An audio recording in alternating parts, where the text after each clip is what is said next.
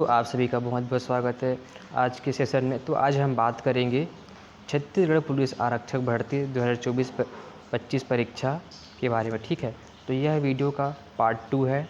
ठीक है, यह वीडियो का पार्ट 2 है। मैंने पार्ट 1 अपलोड कर दिया है जिसमें 30 क्वेश्चन थे और इसमें भी 30-35 क्वेश्चन है। ठीक है, छत्तीसगढ़ जो है जीके और छत्तीसगढ़ जो है छत्तीसगढ़ जीके और इंडियन जीके से इसमें से पूरा क्वेश्चन मैंने यहाँ पर लिखा दिया है। तो यह वीडियो का पार्ट 2 है। ठीक है ना, ये वीडियो का पार्ट 2 है। मैंने पार्ट 1 अपलोड कर दिया है। इसमें 35 क्वेश्चन है और उसमें 30 क्वेश्चन है। कुल मिलाकर अभी 60 क्वेश्चन 65 क्वेश्चन जो है यहाँ पर हो चुके हैं। मैं वीडियो का पार्ट 3 भी लाऊँगा। ठीक है, तो चैनल को सब्सक्राइब करना बिल्कुल भी ना भूलें। यह 2018 का पेपर है। ठीक है, 2018 का पेपर जो प्रीवियस ईयर में क्वेश्चन पूछे गए थे, मैं उसको यहाँ पर बता रहा हूँ। ठीक है, कि क्वेश्चन किस तरह से पूछे गए थे। तो यहाँ पर चलिए देखते हैं क्वेश्चन को। तो वीडियो को सब्सक्राइब करना बिल्कुल भी ना भूलें ताकि मैं आप तक ऐसे वीडियोस पहुँचाता रहूँ। ठीक है, तो 2018 के पुलिस भर्ती परीक्षा के पेपर में कौन कौन से क्वेश्चन पूछे गए थे सीजीजीके से और इंडियन जीके से, मैं इसमें पूरा बताने वाला हूँ आपको। ठीक है, तो चलिए वीडियो को आगे बढ़ाते हैं, आपको बताते हैं। तो यहाँ पर 30 क्वेश्चन हो चुके थे। 31वां क्वेश्चन देखते हैं। छत्तीसगढ़ की सबसे ऊंची चोटी कौन सी है? छत्तीसगढ़ की सबसे ऊंची चोटी, यह क्वेश्चन जो है 2018 में पूछा गया था कि छत्तीसगढ़ की सबसे ऊंची चोटी कौन सी है। तो इसका राइट आंसर है गौरलाटा। छत्तीसगढ़ की सबसे ऊंची चोटी कौन है? गौरलाटा जो है। तो और जो है गौरलाटा छत्तीसगढ़ की सीमा तथा झारखंड की सीमा पर स्थित रामानुगंज संभाग, कहाँ पर? रामानुगंज संभाग के समरी के चांदो पहाड़ी रेंज पर स्थित है। ठीक है, यह पर्वत शिखर है और इसकी ऊंचाई जो है 40 फीट बोल रहा हूँ, माफ़ कीजिएगा। इसकी ऊंचाई है 4018 फीट, 4018 फीट या 1225 मीटर। ठीक है, 1225 मीटर इसकी ऊंचाई है और 4018 फीट जो है ऊंची है। कौन? गौरलाटा, छत्तीसगढ़ की सबसे ऊंची चोटी। ठीक है, तो यह हमारा पहला क्वेश्चन आंसर हो जाता है। छत्तीसगढ़ का प्रयाग कहलाता है। छत्तीसगढ़ का प्रयाग किसे कहते हैं? तो छत्तीसगढ़ का प्रयाग कहलाता है, इसका राइट आंसर है राजिम। ठीक है, तो राजिम छत्तीसगढ़ का प्रयाग कहलाता है और यह महानदी के तट पर स्थित है। किसके तट पर? यह जो है महानदी के तट पर स्थित है। महानदी के तट पर स्थित है और प्रतिवर्ष माघ पूर्णिमा से लेकर शिवरात्रि तथा मेला लगता है। यह महानदी पैरी नदी तथा सोंढूर नदी का संगम है। ठीक है, महानदी, पैरी और सोंढूर, ठीक है, ये 3 नदियों का जो है ये संगम है। कौन? राजिम। और छत्तीसगढ़ का त्रिवेणी संगम कहलाता है। इसे छत्तीसगढ़ का क्या कहते हैं? त्रिवेणी संगम कहते हैं। क्या कहते हैं? त्रिवेणी संगम कहते हैं। ये भी पूछ सकता है एग्ज़ाम में। और जो राजिम है उसमें अस्थि विसर्जन तथा संगम किनारे पिंडदान आदि जो है कार्य होता है। ठीक है, तो इसका राइट आंसर होगा राजिम। इतनी जानकारी काफ़ी है। प्राकृतिक स्वर्ण कणों के लिए कौन सी नदी प्रसिद्ध है? ठीक है, प्राकृतिक स्वर्ण कणों के लिए कौन सी नदी प्रसिद्ध है? तो इसका राइट आंसर है ईब। ईब जो है नदी प्रसिद्ध है। इस नदी का उद्गम जसपुर जिले के पंडरापाठ में स्थित है। ठीक है, पंडरपाठ में स्थित है। पंडरापाठ में, ठीक है, पंडरापाठ में जो है नदी स्थित है। और इसकी प्रमुख सहायक नदियां हैं कौन कौन सी? डोरकी, मैनी, सिरी। ठीक है, इसकी सहायक नदी कौन कौन सी है? डोरकी, मैनी और सिरी, इसकी जो है सहायक नदियां हैं। आगे देखते हैं, छत्तीसगढ़ का सबसे बड़ा अभ्यारण्य कौन सा है? छत्तीसगढ़ का सबसे बड़ा अभ्यारण्य, आप उदंती को सोच रहे होंगे, लेकिन यहाँ पर उदंती नहीं है। छत्तीसगढ़ का सबसे बड़ा अभ्यारण्य जो है तमोर पिंगला है। कौन है? तमोर पिंगला जो छत्तीसगढ़ का सबसे बड़ा जो है वन्य जीव अभ्यारण्य तमोर पिंगला है। इस अभ्यारण्य की स्थापना 1978 में की गई थी। किसमें? 1978 में की गई थी। और यह जो है बलरामपुर ज़िले में स्थित है। कहाँ स्थित है तमोर पिंगला? बलरामपुर। बलरामपुर ज़िले में जो है स्थित है। और इसकी ख़ास बात यह है कि यह प्रमुख वन्य जीव नीलगाय, बाघ, तेंदुआ, चीतल, सांबर आदि पाए जाते हैं। ठीक है। इसके अतिरिक्त राज्य का सबसे छोटा वन्य जीव अभयारण्य बादलखोल अभयारण्य है। इसकी स्थापना जो बादलखोल अभयारण्य है, इसकी स्थापना जो है 1975 में किया गया था। ठीक है, 1975 में बादलखोल जो है उसका जो है निर्माण किया गया था। ठीक है, आगे देखते हैं छत्तीसगढ़ में कुल कितनी हवाई पट्टी हैं। तो छत्तीसगढ़ में कुल 9 हवाई पट्टी हैं। ठीक है, 9 हवाई पट्टी है। इसमें जो है सर्वाधिक सुविधा युक्त जो है विवेकानंद एयरपोर्ट रायपुर है। छत्तीसगढ़ में विमान सेवा प्रदान करने वाली कंपनियों में से इंडियन एयरलाइंस, जेट एयरवेज जो आदि हवाई अड्डा यहाँ पर जो है सम्मिलित हैं। ठीक है, छत्तीसगढ़ का पहला समाचार पत्र है छत्तीसगढ़ मित्र। इसका राइट आंसर है छत्तीसगढ़ मित्र। ठीक है, और यह कब प्रकाशित हुआ? यह जो है 1900 में प्रकाशित हुआ। इसमें 1900 में जो है यह छत्तीसगढ़ मित्र जो है समाचार पत्र, इसका जो है प्रकाशन हुआ। और समाचार पत्र का प्रकाशन 3 वर्षों तक हुआ। इसके अतिरिक्त महाकौशल छत्तीसगढ़ का पहला दैनिक समाचार पत्र है। ठीक है, महाकौशल जो है महाकौशल छत्तीसगढ़ का दैनिक समाचार पत्र है। ठीक है, इतनी जानकारी काफ़ी है। छत्तीसगढ़ में फिल्म सिटी कहाँ बनाई जा रही है? छत्तीसगढ़ में फिल्म सिटी कहाँ बनाई जा रही है? रायपुर में बनाई जा रही है।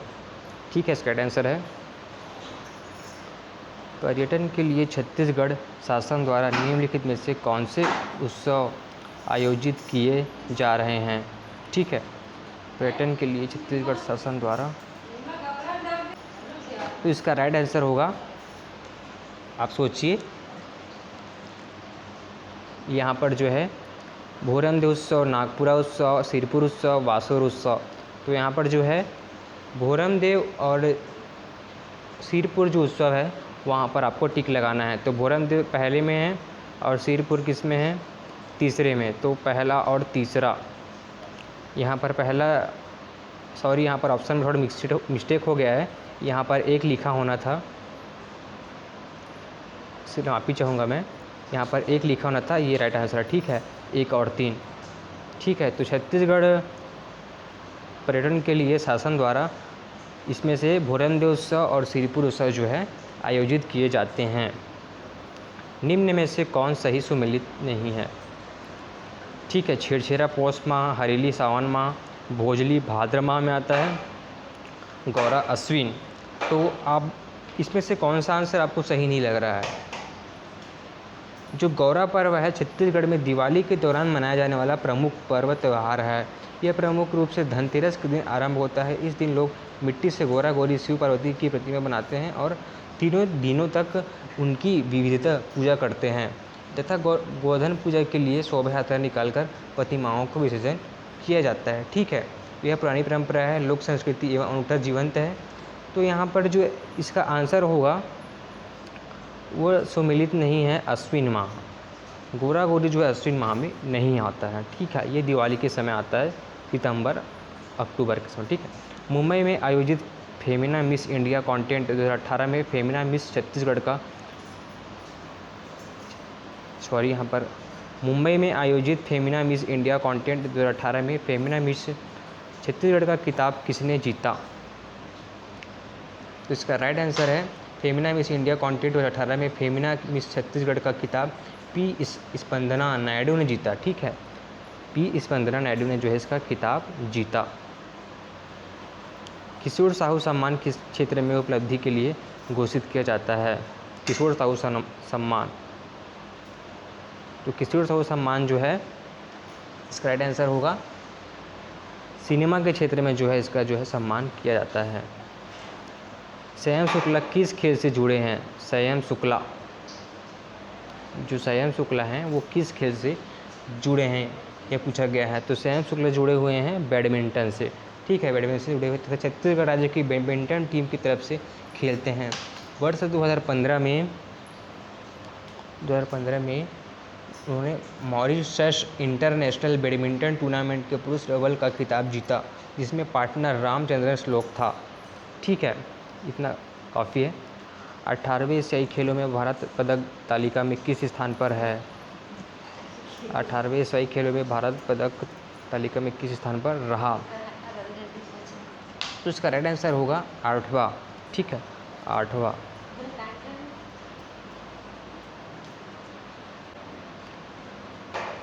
आगे देखते हैं 19वें एशियाई खेल वर्ष 2022 में किस देश में आयोजित होंगे? ठीक है, 19वें एशियाई खेल वर्ष 2022 में किस देश में आयोजित होंगे? तो इसका ऑप्शन है सऊदी अरब, चीन, जापान, दक्षिण कोरिया। तो इसका राइट आंसर जो है होंगझोउ शहर है। ठीक है, होंगझोउ शहर में जो, तो होंगझोउ शहर कहाँ पर स्थित है? वह जो है चीन में स्थित है। तो 2022 में किस देश में आयोजित होंगे? जो है चीन में आयोजित होंगे। और होंगझोउ, कौन से? होंगझोउ जो शहर में, वहाँ पर यह जो खेल है वह होने वाला है। मैं लिख देता हूँ होंगझोउ, शायद ये आ सकता है। ठीक है, एशियाई खेल चीन के होंगझोउ में हुआ था 2022 में। और सर्वप्रथम एशियाई खेलों का आयोजन जो है मार्च 1900, ठीक है, सर्वप्रथम जो एशियाई खेलों का आयोजन है मार्च 1951 में जो है नई दिल्ली में इसका जो है आयोजन हुआ था। ठीक है, नई दिल्ली में जो है सबसे पहले इसका आयोजन हुआ था, किसका? एशियाई खेलों का। तो आप यह बात ध्यान में दे सकते हैं। राष्ट्रीय साक्षरता मिशन की शुरुआत कब हुई? राष्ट्रीय साक्षरता मिशन की शुरुआत कब हुई? तो इसकी शुरुआत जो है 1988 में, 1988 में जो इसकी शुरुआत हुई थी। तब प्रधानमंत्री राजीव गांधी के समय, कौन थे? राजीव गांधी जो है प्रधानमंत्री थे जब इसकी शुरुआत हुई थी। और इस मिशन का उद्देश्य 15 से 35 वर्ष के आयु के निरक्षर लोगों को व्यावसायिक साक्षरता प्रदान करते हुए 75% साक्षरता का लक्ष्य करना था। ठीक है, तो यह इसका राइट आंसर है 1988। निम्नलिखित में से वह कौन सी नदी है जिसका उद्गम भारत में नहीं है? ठीक है, ऐसी कौन सी नदी है इस चारों ऑप्शन में से जिसका उद्गम जो है भारत में नहीं है? तो इसका राइट आंसर होगा ब्रह्मपुत्र। यह एक ऐसी नदी है जिसका उद्गम भारत में नहीं है। इस नदी का उद्गम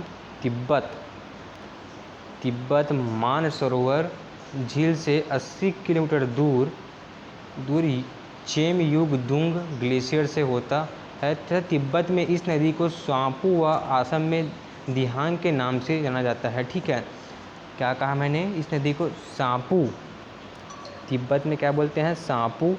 और जो असम में इस नदी को दिहांग के नाम से जानते हैं। ठीक है, और इस नदी की कुल लंबाई, जो ब्रह्मपुत्र नदी है उसकी कुल लंबाई जो है 2900 किलोमीटर है। कितनी किलोमीटर है? 2900 किलोमीटर जो है इसकी कुल लंबाई है। यह नदी भारत में अरुणाचल प्रदेश में प्रवेश करती है। इसकी प्रमुख सहायक नदियाँ कौन कौन सी है? तीस्ता, जो ब्रह्मपुत्र है उसकी प्रमुख सहायक नदी कौन सी है? तीस्ता है।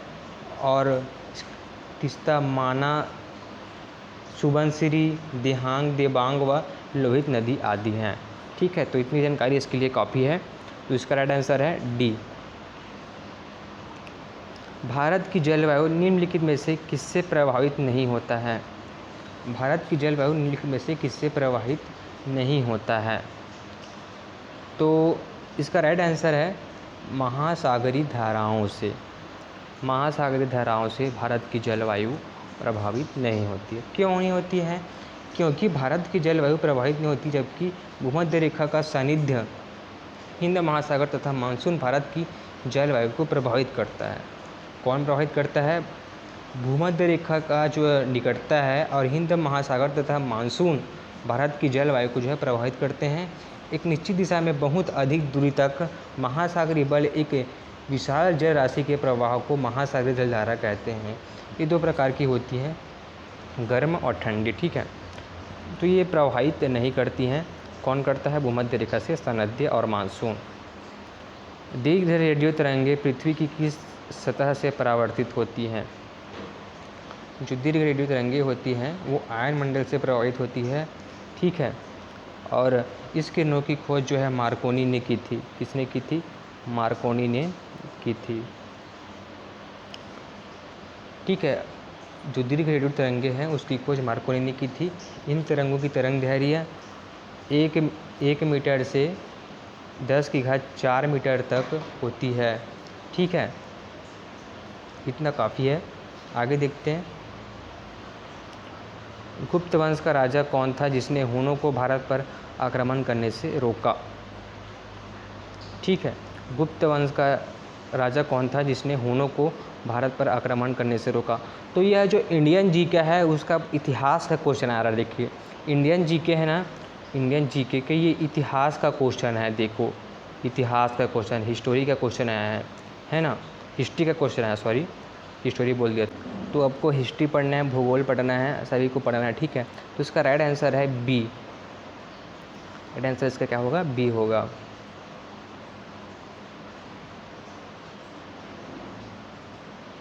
आगे देखते हैं, डेंगू का कारण है।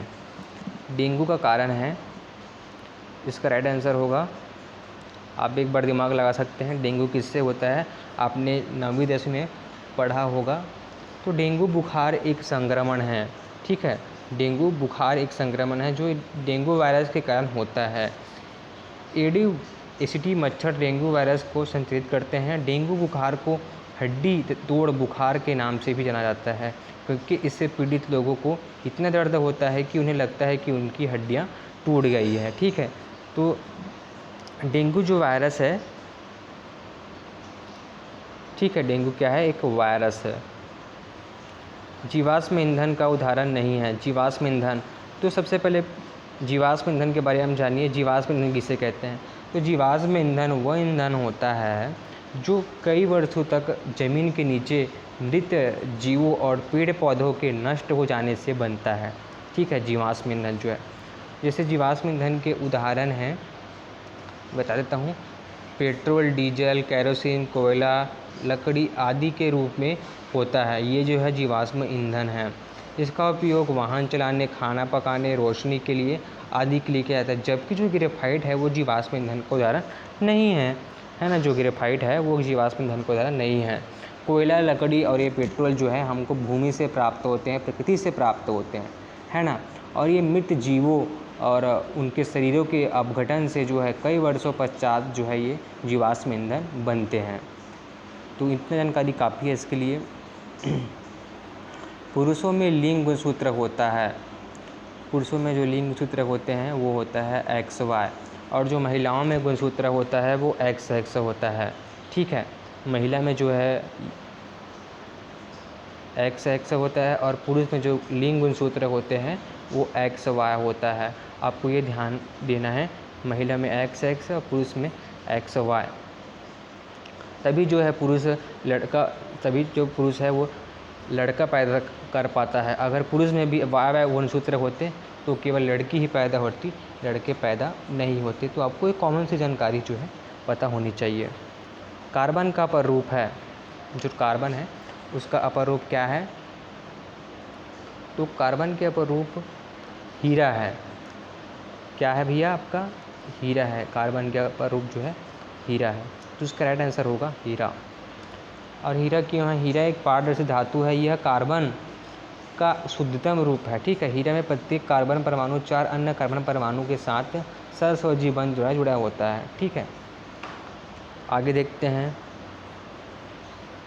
वह उपकरण जिसकी सहायता से वायुमंडल की आर्द्रता नापी जाती है। वायुमंडल की जो आर्द्रता है वह किससे नापी जाती है? तो वायुमंडल की आर्द्रता नापने के लिए हाइग्रोमीटर का जो है उपयोग करते हैं। किसका? हाइग्रोमीटर। तो यहाँ पर हाइग्रोमीटर कहीं पर लिखा है, हाँ, सी।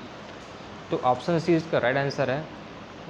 वह उपकरण जिसकी सहायता से हम वायुमंडल की आर्द्रता नापते हैं। ठीक है, उपकरण जो रासायनिक ऊर्जा को विद्युत ऊर्जा में परिवर्तित करता है ना।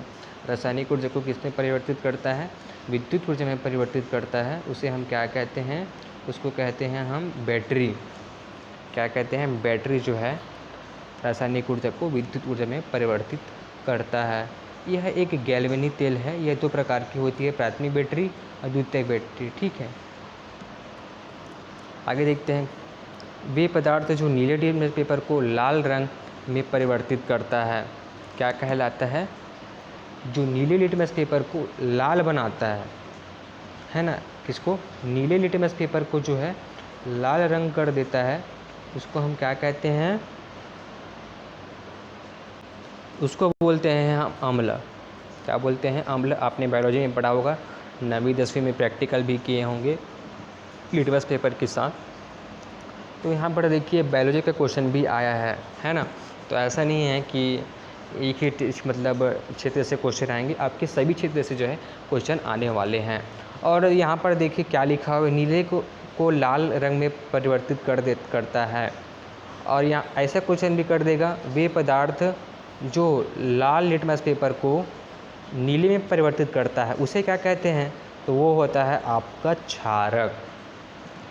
ठीक है, वो होता है आपका जो है क्षारक होता है।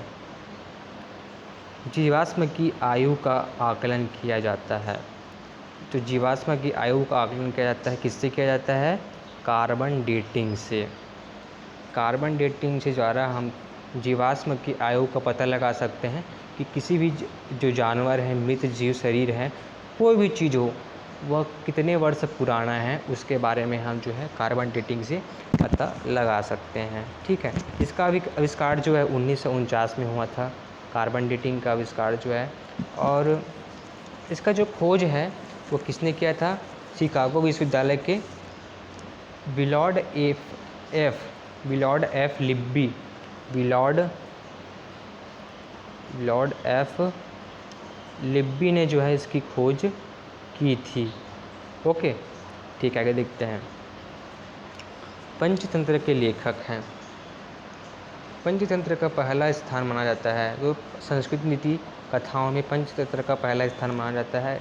यद्यपि यह पुस्तक अपने मूल रूप में नहीं रही गई, फिर भी उपलब्ध अनुवादों के आधार पर इसकी रचना 3री शताब्दी ईस्वी पूर्व के आसपास निर्धारित की गई। ठीक है, तो इसके जो लेखक है पंचतंत्र के, वो है विष्णु शर्मा, इसका राइट आंसर। ठीक है, Vishnu Sharma is the right answer. आगे देखते हैं दोस्तों, चंद्रकांता नामक उपन्यास के लेखक कौन है। चंद्रकांता नामक उपन्यास के लेखक है देवकीनंदन खत्री। ठीक है, इसका राइट आंसर है देवकीनंदन खत्री। आगे देखते हैं, राज्यसभा का पदेन सभापति होता है। राज्यसभा का पदेन सभापति होता है उपराष्ट्रपति। ठीक है, इसका राइट आंसर है डी, उपराष्ट्रपति जो है पदेन सभापति होता है। और सबसे बड़ा पदेन सभापति होता है कौन, राज्यसभा का सभापति। ठीक है, संविधान के अनुच्छेद 64 के अनुसार उपराष्ट्रपति राज्यसभा का पदेन सभापति होगा। ठीक है, अनुच्छेद 64 के अनुसार। ओके, भारत में अंग्रेजी शिक्षा की शुरुआत किसने की थी। तो भारत में अंग्रेजी शिक्षा की शुरुआत जो है लॉर्ड मैकाले ने की थी। ठीक है, लॉर्ड मैकाले, इसका राइट आंसर क्या है, मैकाले, लेकिन लॉर्ड मैकाले इसका पूरा नाम है।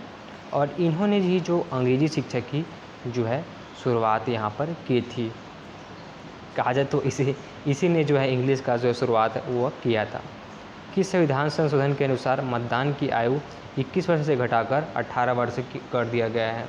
तो संविधान के 61वें संशोधन के अनुसार, ठीक है, 61वें संशोधन में मतदान की आयु 21 वर्ष से घटाकर 18 वर्ष कर दिया गया। तो इसका राइट आंसर क्या होगा, सी, इसका राइट आंसर होगा। तो इसका मैं पार्ट 3 लाने वाला हूँ। ठीक है, पार्ट 3 इसका आएगा। अभी 70 क्वेश्चन जो इसके हो चुके हैं, पार्ट 3 मैं इसका लाऊंगा अगले वीडियो में। तब तक के लिए मिलते हैं, जय हिंद, धन्यवाद। और वीडियो को सब्सक्राइब करना बिल्कुल भी ना भूलें, ताकि आप तक ऐसे वीडियोस में पहुंचाता रहूँ। ठीक है, तो इसका पार्ट 3 में लाऊंगा नेक्स्ट वीडियो में। ठीक है, तो तब तक के लिए जय हिंद।